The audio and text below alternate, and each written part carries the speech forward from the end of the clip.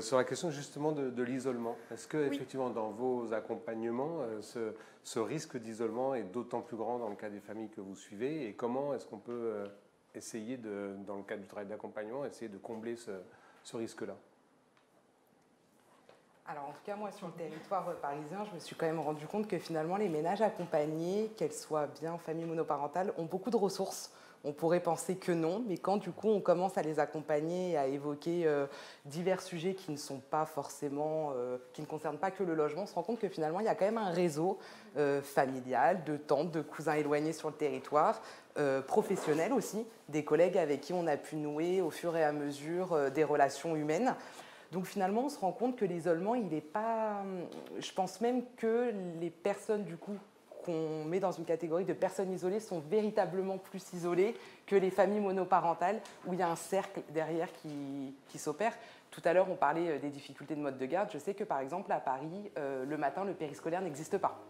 Donc, les familles doivent déposer leur enfant à 8h25, ce qui pose un réel problème quand on doit commencer à la même heure, ce qui n'est pas le cas, du coup, en banlieue. Ou en banlieue, vous avez des ouvertures à 7h30. Alors, c'est jamais assez, il faudrait plus, mais ça laisse déjà une marge de manœuvre à ces mamans qui potentiellement ont un accès à l'emploi, on va dire sur des horaires de bureau, de pouvoir arriver déjà à l'heure, de ne pas être en difficulté, de ne pas perdre leur travail pour des retards répétitifs et incessants, qui forcément va apporter un problème au niveau de l'employeur à un moment donné et qui peut tout à fait s'entendre. Donc la plupart quand même des familles monoparentales ne sont pas tant isolées que ça. Et d'ailleurs, à l'époque, quand j'étais sur le dispositif d'intermédiation locative, louer solidaire et sans risque, il y avait toute une organisation auprès des mamans qui était mise en place où moi je commence tôt le matin, donc tu déposes les enfants, moi je finis tôt, je les récupère le soir. Voilà, il y avait toute une organisation qui était mise en place.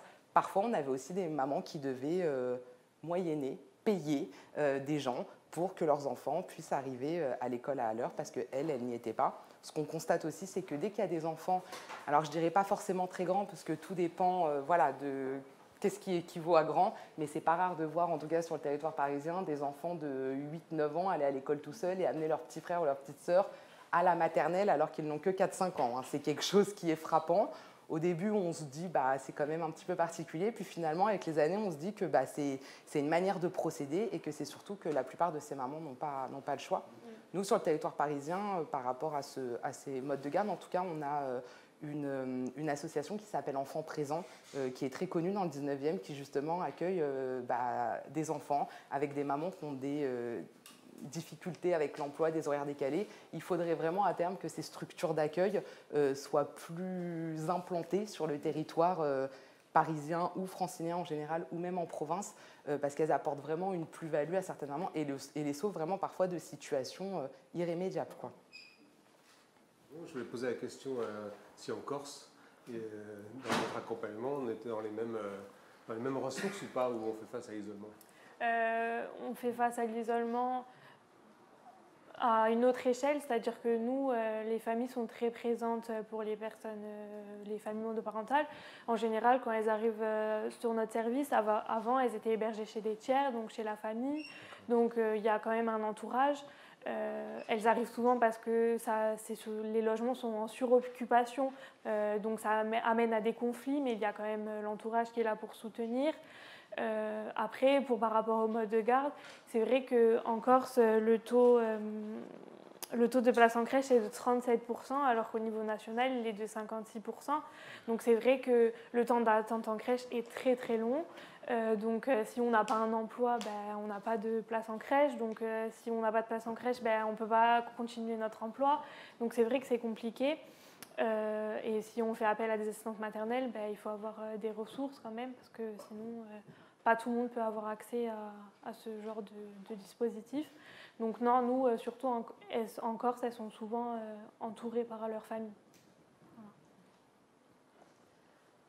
Voilà. Aurélie, sur ce sujet, vous avez des choses à ajouter? Oui, alors nous, à contrario, parmi les familles qu'on peut accompagner, on se rend compte plutôt qu'elles sont isolées en fait, alors soit liées à des ruptures familiales, des déménagements, enfin voilà, ça peut être ou des parcours de migration, donc voilà, pour tout un tas de raisons.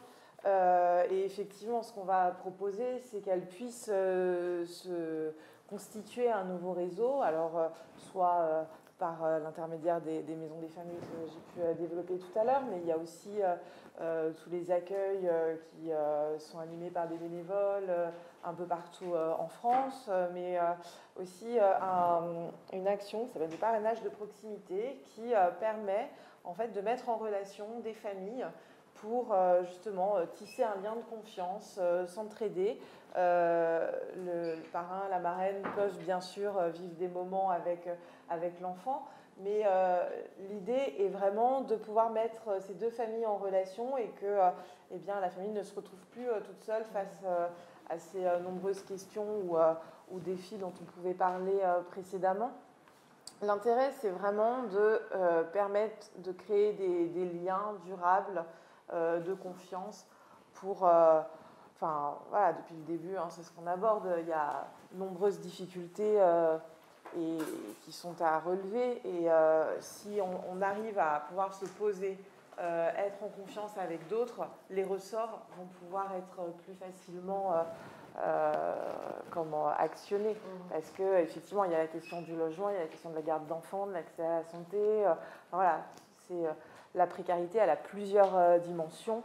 Et ce n'est pas en mettant un focus sur une seule action qu'on va pouvoir résoudre les autres. C'est comment on va accompagner dans la globalité, et c'est ce qu'on se dit depuis le début, hein, qui va permettre à ces familles de sortir durablement de la précarité.